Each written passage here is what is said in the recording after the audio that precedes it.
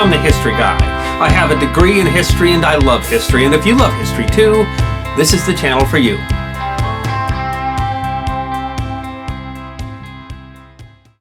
One of the grim tasks for a historian is accounting for the cost of human endeavors. The Second World War was the deadliest conflict in human history, killing by some estimates as much as 4% of the world's population of 1940, or 4 out of every 100 people alive at the time. Some people might be surprised to find out that less than a third of those losses were combatants, the soldiers, sailors, and airmen who were fighting the conflict. But there were also those civilians who were killed as a result of combat, like the 40,000 Britons that died in the Battle of Britain, the dreaded Blitz, or the 10 times that number that died in Europe as a result of Allied strategic bombing. A staggering estimated 10 million Russian civilians died as a result of combat activities in the Soviet Union. Then there are those civilians that are killed by deliberate crimes against humanity, like the 5 to 6 million Jews that were killed in Hitler's Holocaust.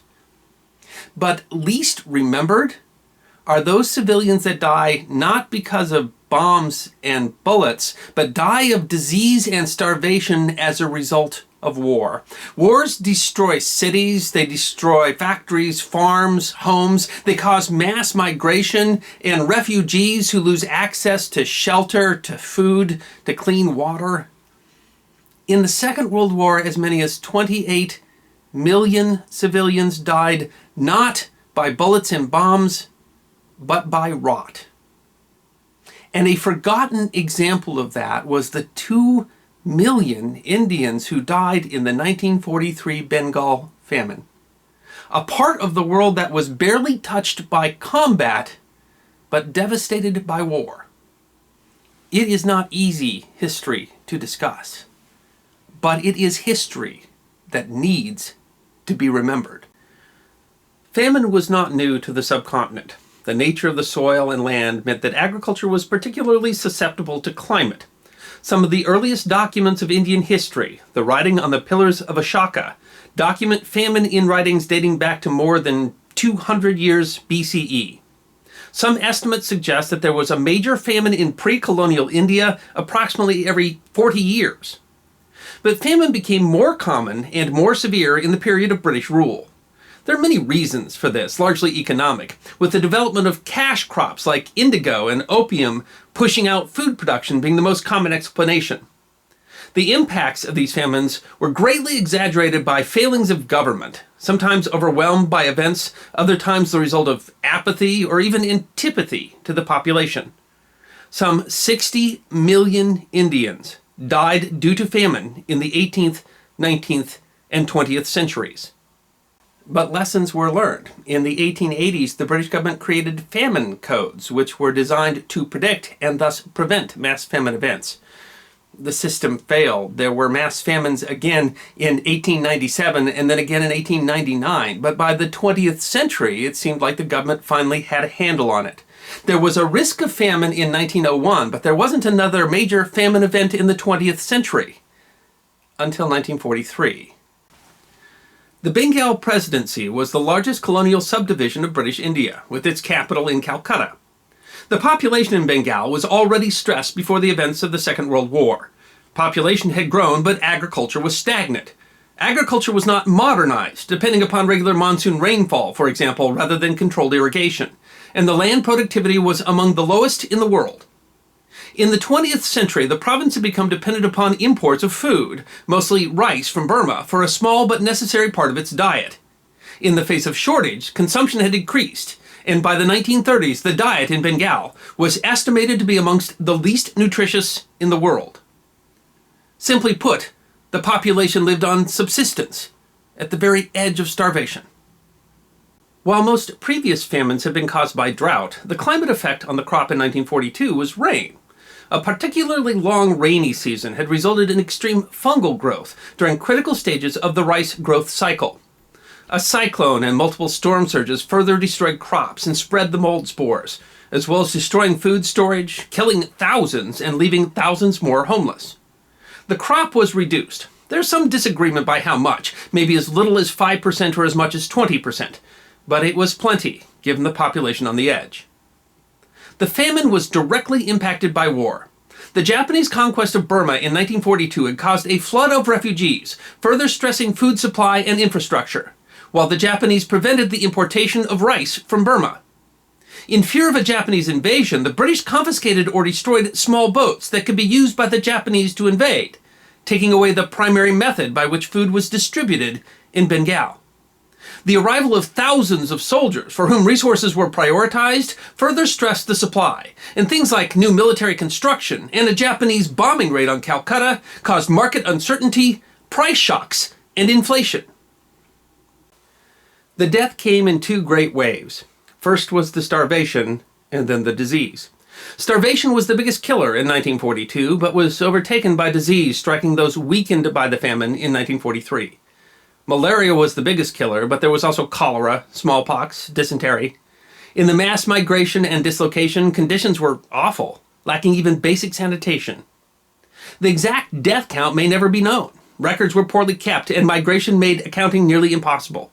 There's no way to know how many hundreds of thousands died on the road seeking food or assistance. Already impoverished families were destroyed, selling their few valuables first, and then more necessary items like the doors and roofs of their houses, and finally even selling their children. Men abandoned their families to join the army. Women turned to prostitution to buy food. Families disintegrated. Government attempts at relief were insufficient and misdirected. A good harvest in 1943 finally started to alleviate the problem, although disease continued to kill people well into 1943. Estimates vary, but in the end, what was a minor crop shortage that should have been alleviated wreaked untold social harm and killed more than 2 million people. In the end, the great tragedy of the 1943 famine is that it was preventable. The barriers that were preventing relief for food shortages and inflation were political. The government was distracted by war, focused on their troops, afraid that even admitting the problem would damage morale, and pandering to special interests in order to forestall political unrest. Scholars disagree over things like the extent of the food shortage and the relative importance of inflation versus poor distribution, but they generally agree that the famine could have been prevented with resources that were available at the time. From 1942 to 1944, the Indian government begged the British War Cabinet for food assistance, and the cabinet refused all requests or reduced them to the point of being insubstantial. The British War Cabinet even refused offers of aid from foreign governments, arguing that there was a lack of Allied shipping available, despite the fact that millions of tons of shipping were going by India every day on their way to the Mediterranean. Even just a few food shipments could have stabilized food prices, but in the wartime calculations of the British War Cabinet, the starving poor of Bengal province were at the bottom. There was so much apathy that there's some argument that it might have been antipathy, that the deaths might have been deliberate. The extent to which the cabinet ignored the problem is difficult to discount, and certainly the British mistrusted the population of Bengal province, which they saw as a hotbed of resistance to British rule. Transcripts of cabinet meetings at the time showed a shocking lack of respect for the Indian people. Ironically, many scholars argue that it was the famine of 1943 that made the collapse of the Raj inevitable, as it galvanized the Indian independence movement. But other scholars argue that the extent to which Allied shipping was being sunk by Axis powers in the Indian Ocean explains the lack of action by the British War Cabinet.